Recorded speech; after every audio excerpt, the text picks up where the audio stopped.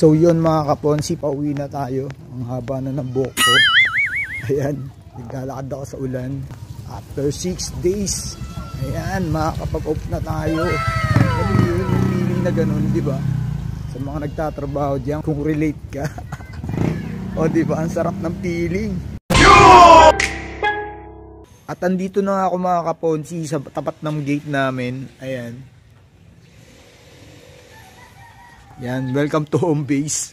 Bubuksan na natin yung gate. At excited na tayo. Dahil tutulog lang tayo nito, tapos siyempre family bonding na naman, di ba? Sarap talaga ng feeling pagka yung alam mo na rest day kayo, di ba? Yun oh. Yun nga lang, medyo maulan, pero okay lang mga kaponsi, susurvive natin yan. Kailangan natin ng family date. Di ba? Ayan na mga kaponsi. Keren! Medyo madilim lang mga kaponsi. Pasok muna tayo.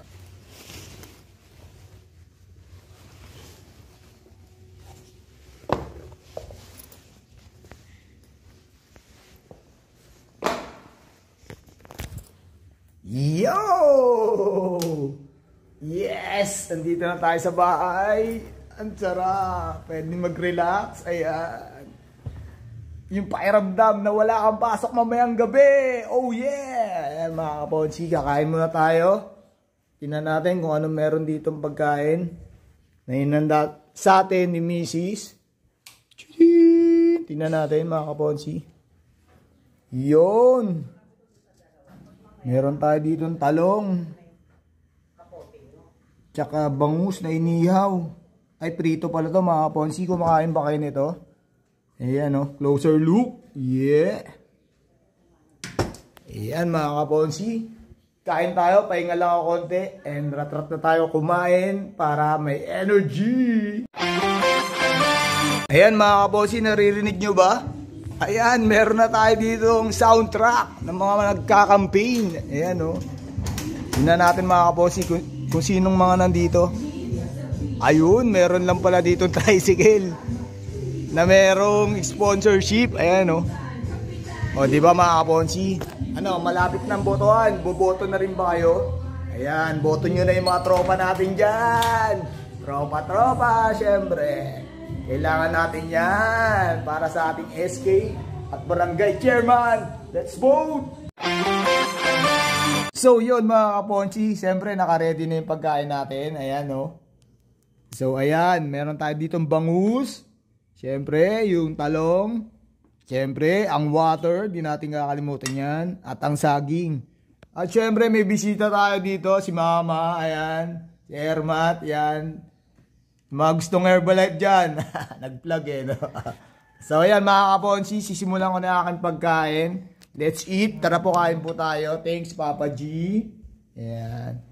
Tara po, kain. Guys, nandito na pala si Pem. Ayan. Hi, Pem.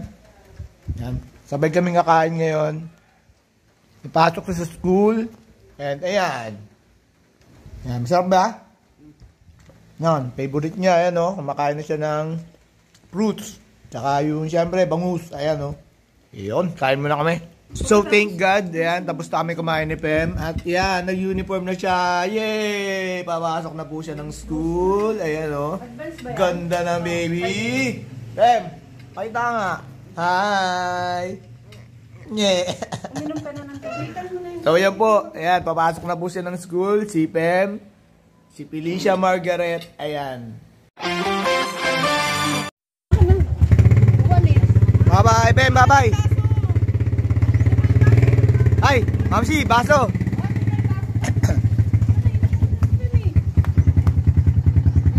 Yo. Bye! So yun guys, tapos na akong kumain. And yun, kasabay ko si Pem kanina. And si Pem, pumasok na, papunta na ng school kanina. Ayun, andun siya sa school ngayon. And may class siya. So, ayan, nandito na ako sa kwarto mga kaponsi. Ayan o. Ayan. So, naghihintay na yung kama. Ayan. Para magpapahinga na tayo, syempre. Para meron tayong lakas mamaya para sa pagdadrive sa ating magina. Ayan. Sa wakas, mga kaponsi, off na tayo. after 6 days nga, kagaya ng sinabi ko, yun, nakakapagod lang. Pero darating din talaga yung moment na makakapagpahinga ka, nakapag-relax, samantalayin nyo na yun mga kaponsi. Kaya pag may time kayo mag-relax na kayo. And magpahinga kayo, pahinga nyo yung katawan nyo kasi yung katawan natin yung puhunan natin para sa pamilya. Ayan.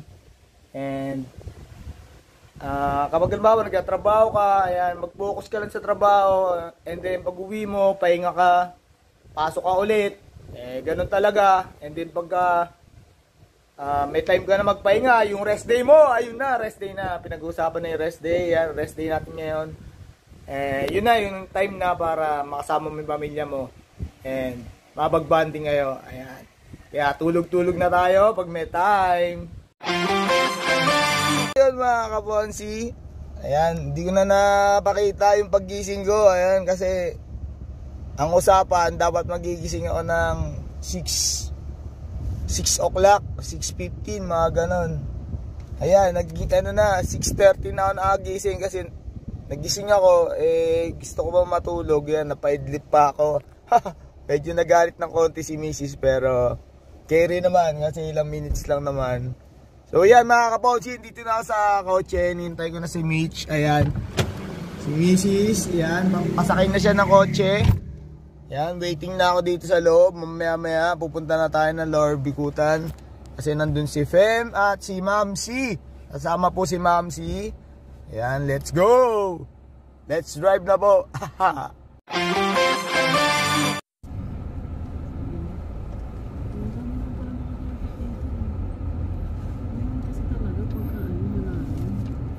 So yun mga kaponsi, andito na si Mitch ngayon sa likod. Ayan. Gulat siya, nagsalita daw ako eh. Siyempre ganun ng mga vlogger, biglaan nagsasalita. Alam mo naman tong isang to, pa-deny-deny. Ano yan eh, kumbaga pagka pinapasalitaan yung mga kaponsi sa video, kung gaano kalakas boss niya, biglang naglo-low voice. Yun, mahihayin ni Pek. O yan mga kaponsi, driving na tayo papunta ng Lower Bikutan. Yan, kung mga nakakaalam dito sa amin, Central Bikutan na po tayo. A few moments later. Yun mga kaponsi, andito na tayo sa Lower Bikutan. And bumaba na si Mitch para sunduin si Pem at si Mamsi. Let's wait na lang kasi nandito ako sa kotse, naka-hazard lang tayo.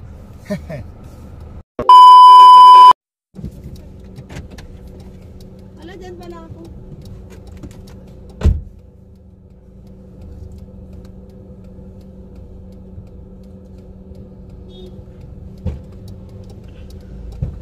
Kasi si Mamsi. Doon mo si Tito Ronnie. So speaking mga kabonsi, andito na po sila. Ayan si Pem. Ayan, hi Pem. Ayan si Mitch.